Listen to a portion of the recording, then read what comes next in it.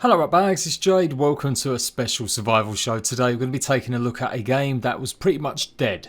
A game that may come back in a small way, if you get what I mean. This of course is Smallands. Now this got, I think, shown off in like 2017, possibly 2018 at a Gamescom event, I do believe the trailer announced. And then after that, hype was kind of generating a little bit. It looked pretty cool. Imagine a survival game where you are shrunk and tiny. No, I'm not talking about Grounded. This was a game actually in development before Grounded was a thing, I do believe. So yeah, Smallands had the idea first, but there were big problems. There were big issues.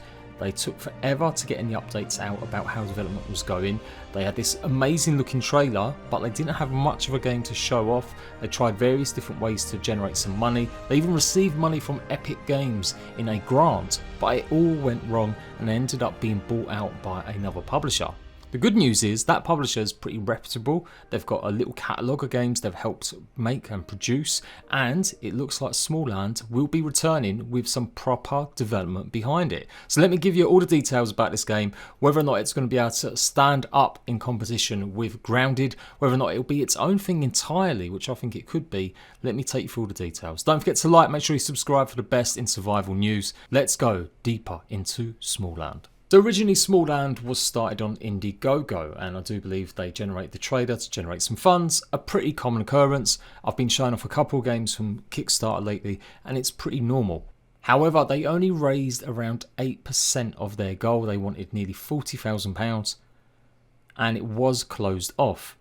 Now I do believe it's been closed off by the current publisher. It looks like the current publisher, Merge Games, are taking this project forward and possibly without some of the previous developers, or certainly they're definitely handling it a lot better. The overview of Smallands is it's a survival game where you're shrunk down to the size of tiny animals. There's going to be ecosystems, there's going to be floods, there's going to be winds. You'll have giant animals like butterflies, bugs, bees, and even birds. You'll have to be careful of huge raindrops, build your buildings that can survive against strong winds, and defend your food and your home from hungry ant colonies. So not too dissimilar to Grounded in that respect. For up to 8-player co-op support, connect with your friends for an endless adventure and challenge that will test more than your skill. It looks great. I love the artwork on it. I think the trailer looked amazing. Considering it was meant to be just a 2-developer team, you would understand that this project might take a while. It looks a lot more bigger in terms of scope and the world than Grounded, which is just set in the backyard.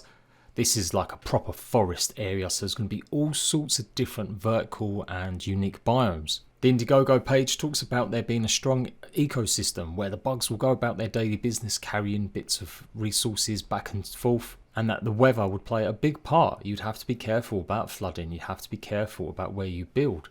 And I like that aspect as well, that you really would have to be careful about high winds and floods. It makes it more realistic. You'd be going out and hunting for all sorts of stuff, including bird eggs. And you can see the size of the bird compared to you is just huge. And you may even be able to get transport in and around the world, a bit like Minecraft with the minecarts, and have your own train system. Going down a river race in what appears to be some sort of bottle lids, that looks pretty cool too. And the map does look gorgeous, and the idea that you could do all sorts of things like fly up on balloons, like hot air balloons, is really interesting too. They wanted to implement a farming system, having a pet, character customization, eventually mod support, another map, a neighborhood map, so I guess very much like the backyard in Grounded, a settlement system where you can survive together, apartment map. I don't know how that would work. That'd be pretty big. I mean, some of these ideas are out there. Tunneling, fluid dynamics, AI settlements and factions. It does sound a little bit too good to be true coming from just 2 people. So fast forward, I've been following this game for a long time. I was in their Discord for ages. It went like a year without a single update of any info. And before that, were multiple issues with them just not communicating what was going on. In fact, they've actually been the subject of a Sid Alpha Dirty Devs video, claiming that they basically didn't pay someone that had worked on the game properly, and that the person that didn't get paid ended up writing quite a op-ed talking about the problems with Smallands and pretty much saying that the game was non-existent. The trailer was just a flashy trailer. There was no real game. The concept and work they were doing meant that they were just way off of what they could maybe achieve. They had some setbacks when they first started. They had someone doing blueprint programming in Unreal Engine, And if you followed anything to do with Day of the Dragons, you'll know that pretty much you don't need as much knowledge to start that kind of gameplay up or that game. Literally, Unreal teaches you how to set it all up. Don't get me wrong, it's complicated.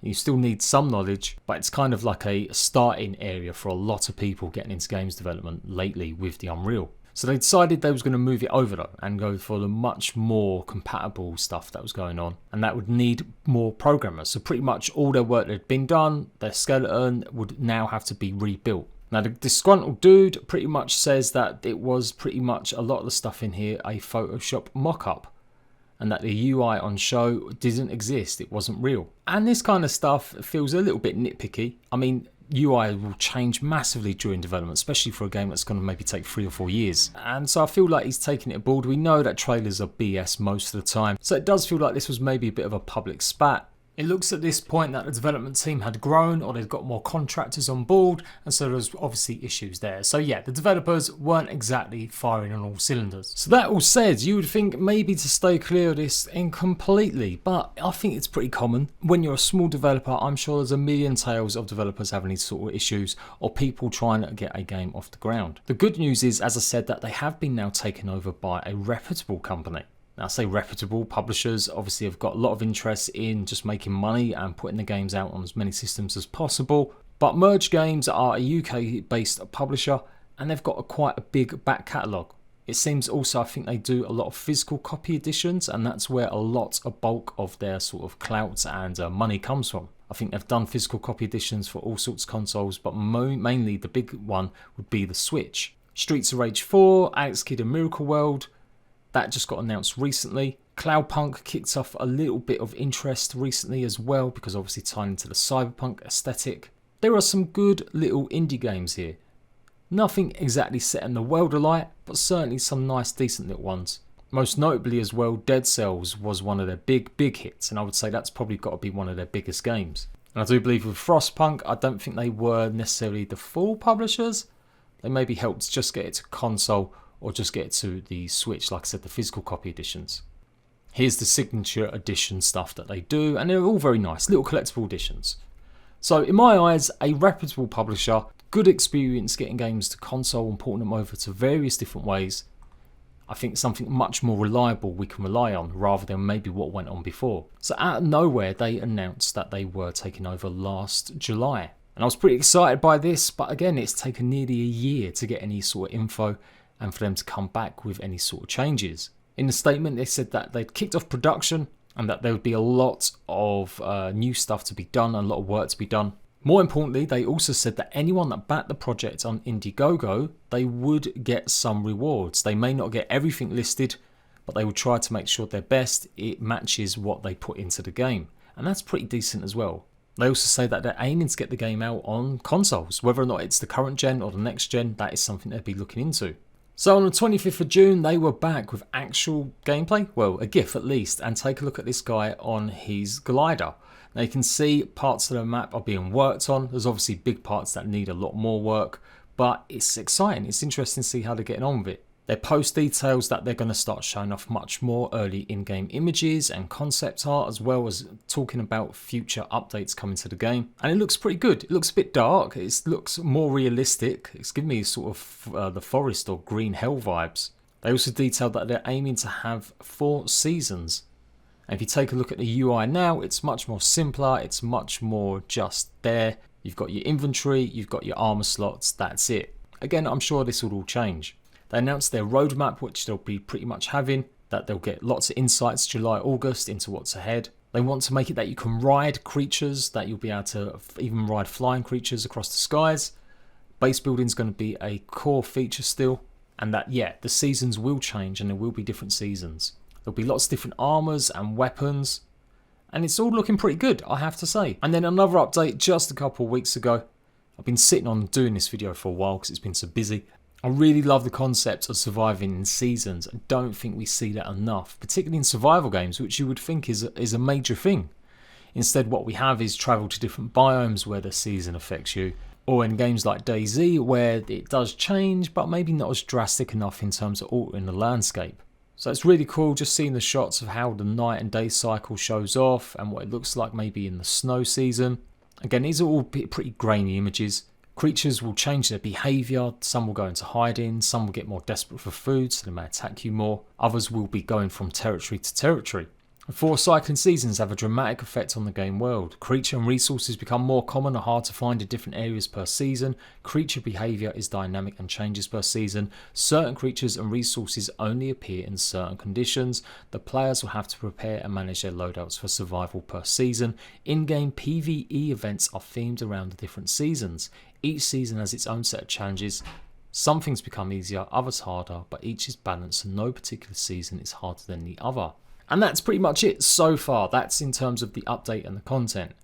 A glance at the store page now lists it as having single player, online PvP and online co-op. And that's a real feature that I'm looking forward to. So we don't know if it's still going to be 8 players. They may have expanded it and decided they can try more. Maybe it will still be 8 players, but you will be able to do PvP against each other. It'd be interesting to see how that plays out.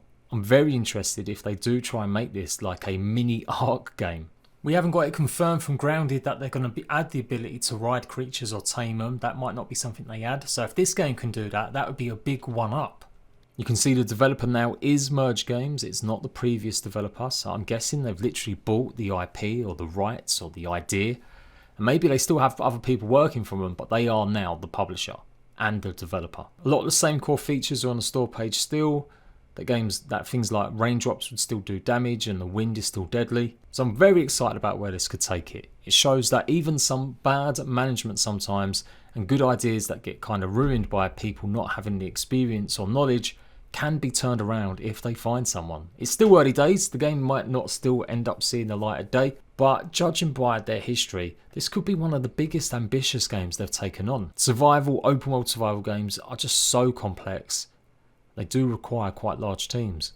I'm going to leave the link to their Steam page. You can go and follow the game, wishlist it if you want, keep up to date, and their Twitter page as well if you want to follow them a little bit more. If you do, make sure you say hello from me. I'm sure we've got a long way to go. I really don't expect any kind of release until any point next year, and that would be very, very early access, and I can imagine it might not be until next summer that we get even a hint of a possible beta or alpha. But yeah, it's definitely something for the long haul. Going to keep you guys up to date what's going on with this game. I'm super pleased someone's managed to take it forward.